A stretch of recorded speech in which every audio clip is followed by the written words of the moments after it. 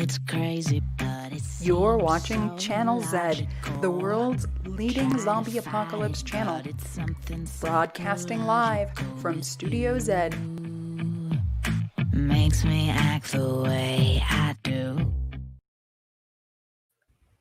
Welcome to Undead Live. We are bringing you everything you need to know, whether you're dead, undead, recently deceased, or still fully alive. I'm Athena Actipus, your host. And I am Dave Lundberg-Henrik, your co-host, and happy Monday after Halloween. Yes, I know that we've got a ton of candy just kind of sitting in a pile because we had, I think, 5 trick-or-yeeters for our house. So we just sat on the porch and threw them. I just turned my lights out and locked the doors. So, but... Go ahead. Did you give your kids a bunch of candy just because it was Halloween?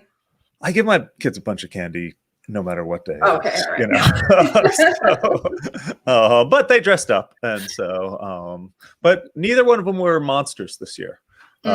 So how about your guys? Were any of them?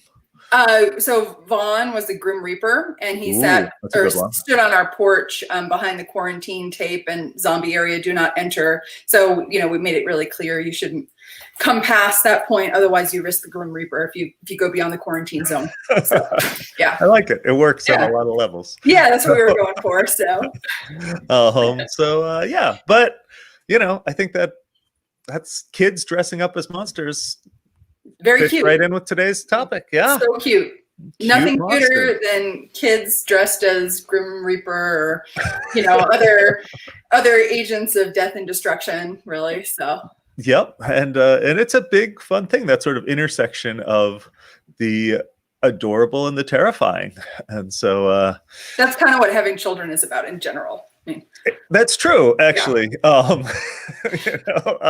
I forgot to include the creature from Alien. I was going to put that because that's a good one. Yeah. Well. But yeah. So that is like the child, right? It's like a little baby coming from inside you that is terrifying and slightly cute in a very disturbing way. Yeah. So that's what we're talking about today, right? Is cute monsters. That's right. And we've got a bunch of really fun guests to talk to us, a bunch of people with a lot of expertise on what makes monsters cute and what makes things terrifying. Maybe we should bring on our first guest, Emily Zarka, who is literally the monster doctor, right? Because you have a PhD in monsters, English literature, monsters, etc. So, Emily, welcome to Undead Live. Thanks so much for bringing your brains to share with us all of the details of what makes monsters cute, evil, good, ugly, etc. We're so happy to have you here. Thank you so much for having me. I'm always willing to talk about monsters, cute or terrifying.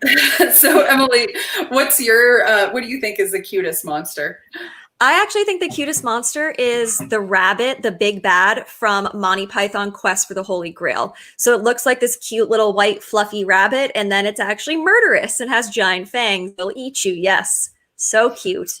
But I think what's really fascinating about that monster and this dichotomy between cute and terrifying monsters is ultimately it's subjective. I think that there are some things that we find cute, just we're genetically programmed to find things that are small with large eyes as being cute because they're seen as less threatening. But then when things like the little rabbit from Monty Python are actually dangerous and do bad things, it's towing this line of almost uncanniness that it's cute but also scary at the same time. Yeah, so it's almost like the behavior changes how we perceive it, right? Like, oh, it's cute, and then it goes crazy, and then we're like, oh no, that's actually scary. Absolutely. And the characters react to it at the beginning, like they're a little incredulous about the idea of this thing, and so, yeah. I guess it's an example also of a monster that is like at first cute and then turns scary. Right. But we also have examples of monsters that are like scary and then like they sort of have character development and we realize they're cute. Absolutely. I mean, that thing is that monsters are about narrative. So you can't, in my book, have a monster unless you have some kind of legend or mythology surrounding it. So exactly, it's not just the way the monster looks like. it's how they act. And I think that's where a lot of some of the best stories from, right? And the tension, these various narratives that I'm talking about, it's the cuteness or the goodness, the perceived evil or the perceived goodness based on appearance is usually offset by some kind of action. So we need the story to really understand if something is cute or terrifying. Interesting. Yeah, let's bring in our second guest, Neil Smith. Neil, you are an amazing monster illustrator and our illustrator for Zombified and Channel Z, and it's a pleasure to have you here. Hey, hello. Thanks for having me on. You bet. So, so Neil, how about you? What's your favorite, or what do you think is the cutest monster? Well, I'm a huge fan of an artist called Mike Mignola who did the Hellboy comics, and one of my favorite cute monsters is the Tooth Fairy from Hellboy. So superficially, this looks like a very sweet little creature, but it eats bones and it eats teeth, but it doesn't really mind whether you're still alive or not. So it's super scary, but also super cute. Mm-hmm. It falls into that same sort of genre, right? Of like people see it and they're like, "Oh, that's not going to be dangerous," and then it is, right? So I think it disarms you. So many of these kind of cute creatures, they kind of disarm you, like the bunny. They kind of disarm you with their appearance, and then they strike. Just when you're least expecting it, like the rabbit like the bunny in Monty Python. Yes, this idea of like weaponizing cuteness or making yourself or the thing seem unassuming and weak, and then the horror comes when people assume the wrong thing and they're proven wrong by you. Yeah, I wonder if there's some sort of metaphor also for like, social predation here, right? Mm-hmm. Like someone seems like they're so sweet and nice, and then when they have the opportunity, like they can turn. Like, right, that can be a hazard of being a social organism, right? Is that like you could have individuals that pretend that they're cute and vulnerable and all of that, but then actually they possess the ability to be, damaging to you. So absolutely. We see that in fiction and in real life, right? I mean, a lot of serial killers, some of the most infamous ones, would actually lure their victims by appearing very nice and very unassuming and then turning it on its head. And we see that too with a lot of fictional narratives. It's this horror trope, right? Where it's usually like the young woman is never going to be the killer because how, we've been programmed, but socially, to think that people who look a certain way are not going to be as threatening as they really can be. Well, and the cuteness can often be like associated with vulnerability, right? Mm-hmm. I mean, like big eyes and looking younger and all of that. And so, and I know that like oftentimes with con people, right, they will make you feel like they trust you and that they need you and that they're vulnerable. And then that kind of makes us let our guards down. So yeah, maybe they are kind of, I really like the idea of big eyes being a feature of cuteness or a way to disarm. When I'm drawing cartoon monsters, certainly, when I'm drawing anything, I always start with eyes. But really big eyes is a really easy way to make something look very, very sweet or very, very cute. And if we think about, comics like Powerpuff Girls, they're all eyeballs. A lot of manga cartoons, really big eyes, that's a feature of manga, certainly. But also really cute, some of Pixar's cutest kind of monsters, in inverted commas, like Wall-E. He's all eyeballs. I wonder if there's something in that idea that your eyes are supposed to be a window to your soul, maybe. And if you can, the more of somebody's eyes you can see, maybe you trust them a little bit more. Maybe you have a better sense of who they are. Well, also, I think babies have bigger eyes relative to the rest of their body. So I think when we look at, like, I'm going to bring up Gizmo here if I can find him. Where he's got these gigantic eyeballs relative to the rest of his face, and I think it makes him look really young and innocent. And so I think that's really interesting, Dave. So maybe on an evolutionary level, is there something about the babies have? I think so, because our eyes, we're born with our eyes full size, but our head is not. So So relative to the rest of, I mean, isn't that the reason? Like our eyes, like our head's smaller, so our eyes. Yeah, I heard something about Mick Jagger. One of the reasons apparently he's so photogenic is because he has a really big head compared to his body, and I think that's quite common in.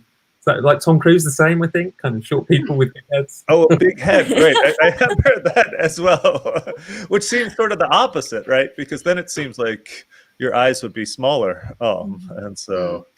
Yeah. Hey, Neil, Liz Grumbaugh wants to know what in the cartoon makes it look like a monster is evil. Like, is it a big scary grin, or like, what goes in that sort of direction of making something look evil?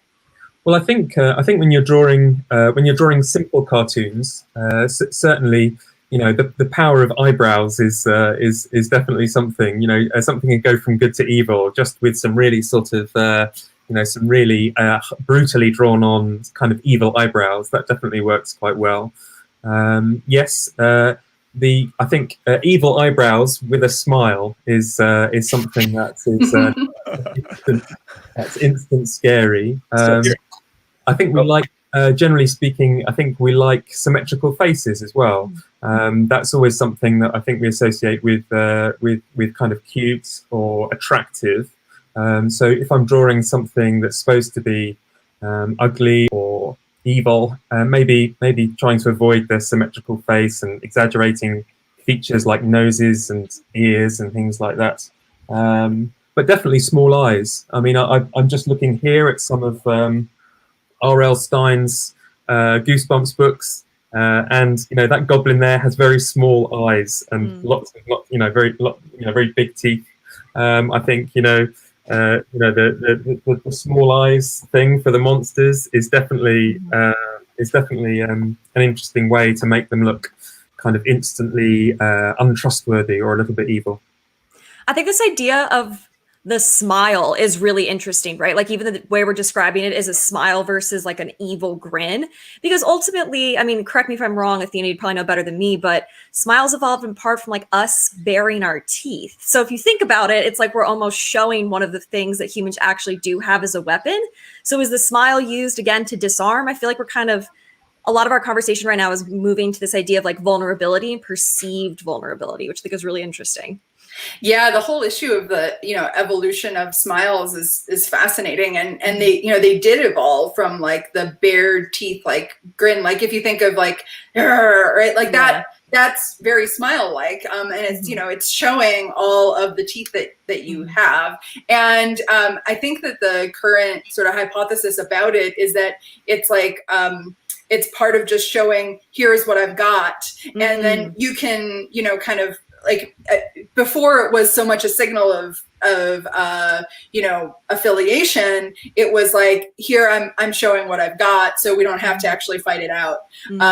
But yeah, I mean now like right, but there is this sort of difference right between like a real smile and a fake smile, and like I think the fake smiles like they almost look a little more like the baring your teeth, right, than a real smile where you've got like these muscles around your eyes engaged and stuff too. So it goes back to the eyes again. That's really interesting. Mm-hmm. It does. I remember chatting to a friend of mine's father who used to do kind of quite serious negotiations with kind of gangs and people like that. And he said the power of eye contact in any negotiation is so important.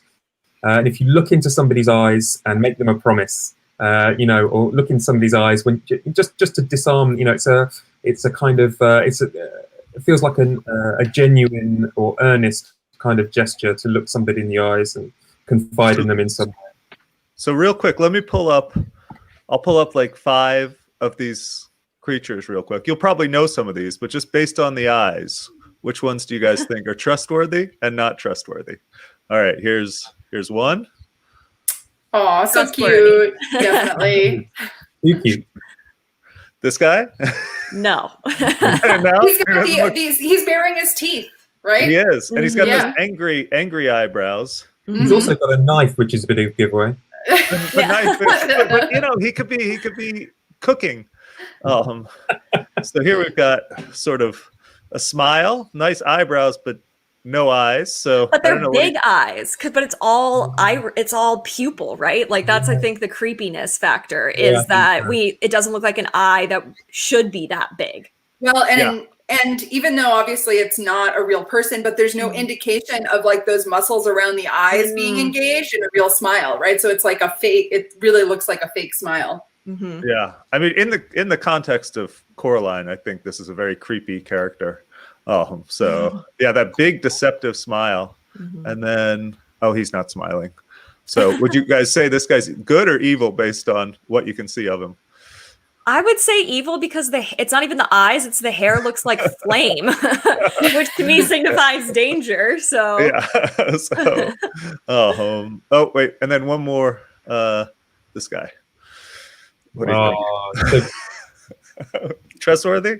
He seems so vulnerable, doesn't he? He's just like seems so innocent. Well, just his eyebrows. Look of surprise. his eyes are giant, you know. yes, and the eyebrows. Yeah. So, yeah, the eyes. About I think I can't help but think about Roald Dahl's crocodile or Quentin Blake's crocodile, but also just crocodiles in general. Tiny eyes and awful lot of teeth, and that slight smile, that's insincere smile. So we have one more guest joining us today, a true cute monster expert. Her name is Jordan. Jordan, welcome to Undead Live. Thank you so much for being on the show with us. Thanks. So Jordan, what do you think is the cutest monster?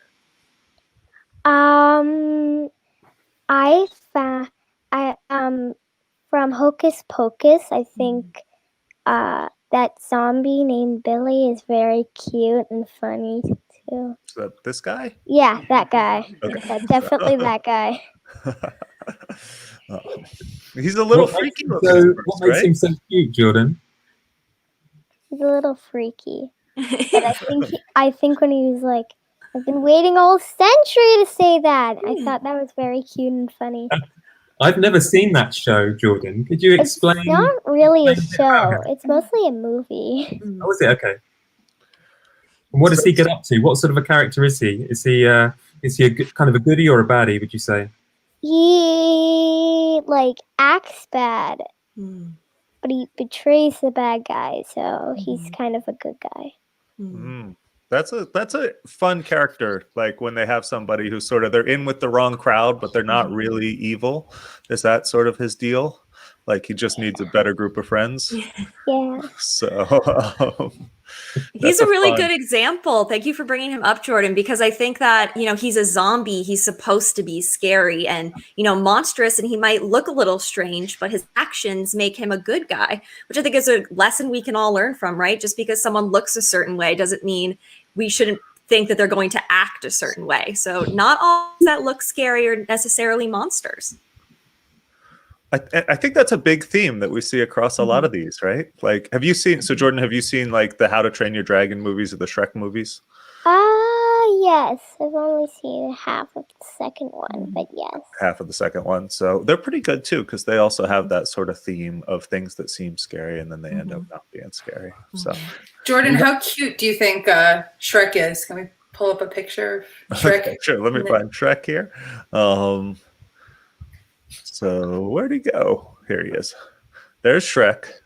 Here, you can tell us which of these guys you think is the cutest. You got Shrek and his babies. You got Mike and Sully. You got Toothless. You got this guy from before you were born. And then you got these guys from Ruby Gloom.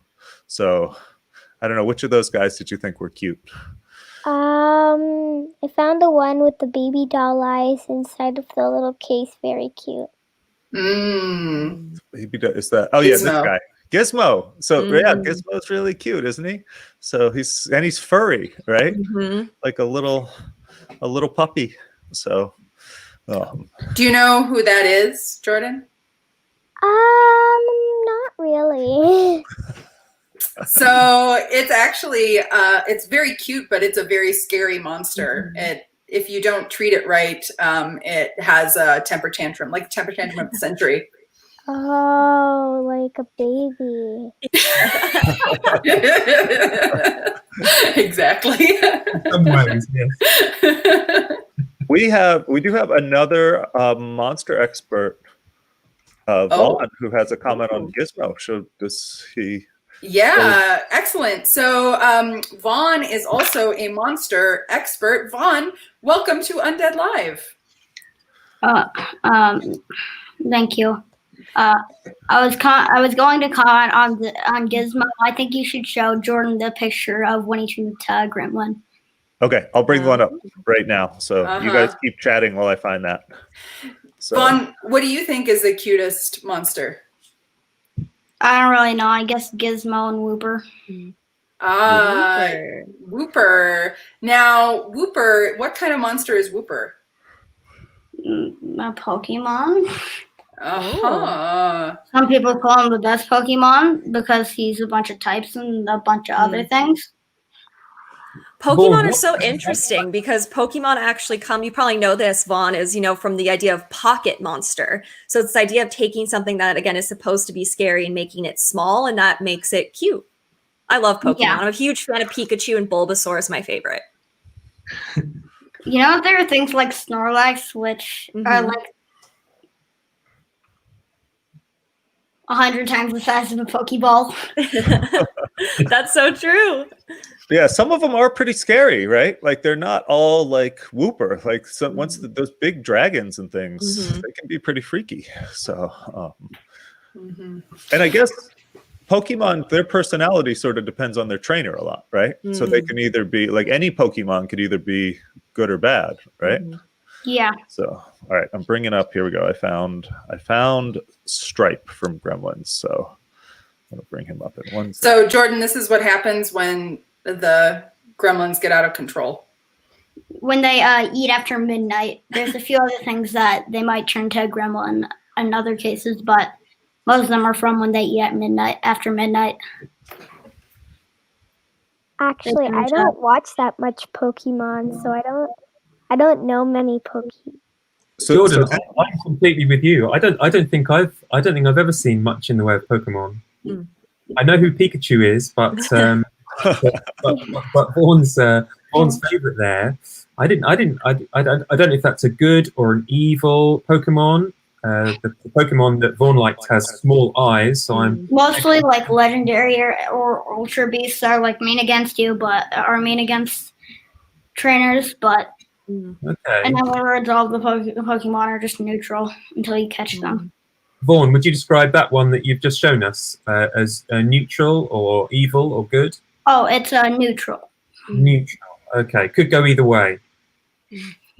No, they're just like a bunch of Pokemon in the wild. Then there's a few like Mewtwo and stuff, which are which don't like humans.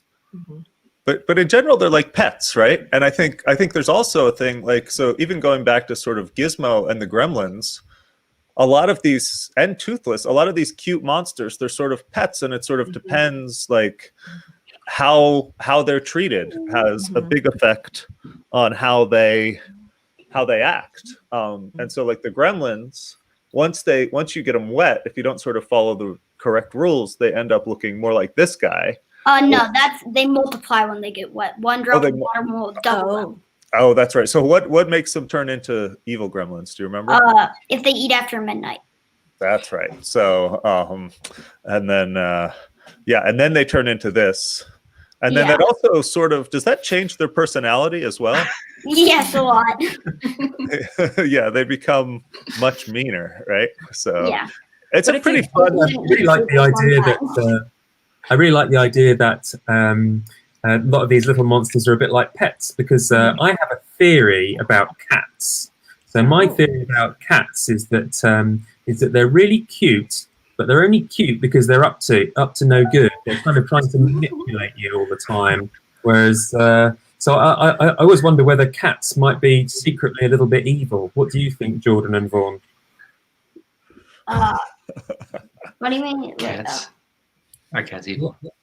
I'm allergic to them, so I haven't been near them that much. I think cats see humans as their pets. I think that we're their pets. Yeah. Do they see us as good pets or evil pets, though? Oh yeah, I am sure that has a dog on it that's looking at a book that the cover says "How to Train Your Human." See? So really it's all about how we treat these monsters or how they treat us that determines if we think they're good or bad. Yeah, Ely says there's no bad dogs, just bad owners, just like pet monsters. Mm-hmm.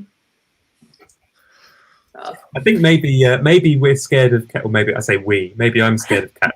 Is because I look into their eyes and I see a kind of fierce intelligence. Maybe I'm a little bit. Whereas with a lot of dogs, you kind of look into their eyes and they just kind of look dopily back at you. Whereas Yeah, like you can solve 500 math papers. Yeah. What was that, Jordan? It's like when you look at a cat, it is looking very intelligent, like it can solve so many 500 math papers in one day.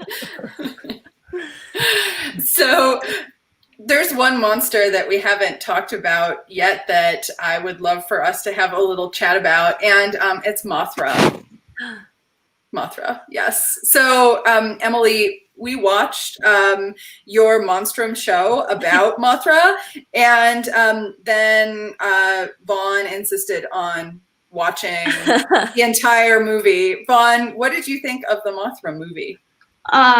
It was good for as long as good as old movies go. Mm-hmm. No, I love Mothra. I think that she's the perfect example of a monster who's actually good, right? She has some of the traits we've talked about. She has the big eyes. She's fluffy in the older versions, and she's bright and colorful. But the most important thing that makes Mothra, even though she's a monster, a goddess, is that she's nice, right? All she wants to do is protect her priestesses and protect the world, which I love Mothra. She's a queen. I stand Mothra. Now, how do people react to Mothra when are they afraid of her originally? Yeah, so not originally. I mean, people are initially afraid of Mothra because of her size, and she does cause destruction, but it's sort of unlike Godzilla, who you see purposefully kind of destroying things and like on a rampage. Mothra, might knock over buildings or power lines because she's flying, and the wind from her wings produces these like sort of side effects. So I think Mothra in a lot of ways, like a lot of the Godzilla monsters actually represents like a force of nature, right? Is that sometimes she does destructive things, but she's not doing them with evil intention. So she's like Mothra nature. Yes. Mothra nature. I love that. I was wondering, is that a play? Like Mothra, is that a play on the word mother? It is. I would think so. Yeah. And moth, of course, but there's this idea. Yeah. She's like a benevolent goddess, and she's sort of the yin to Godzilla's yang. So actually, Mothra's mythology is that she balances out Godzilla, both in terms of like removing him from situations, and then also that there's this idea that they can talk to her and she can like calm him down, which is fascinating. Because so it's not just about how we respond to monsters; it's how the monsters respond to each other as well. Interesting. Vaughn, did you have something else you wanted to say about Mothra? Yeah, there was one more thing. When you said destruction that Mothra did, I thought of her as a caterpillar, not as a butterfly yet. That's such a good point. Thank you, Vaughn. But yeah, she starts as a caterpillar, her grub form basically, before she becomes this beautiful thing. And she does act a little more monstrous because she doesn't have as much control over her body. She's kind of like a baby, I guess, in a way.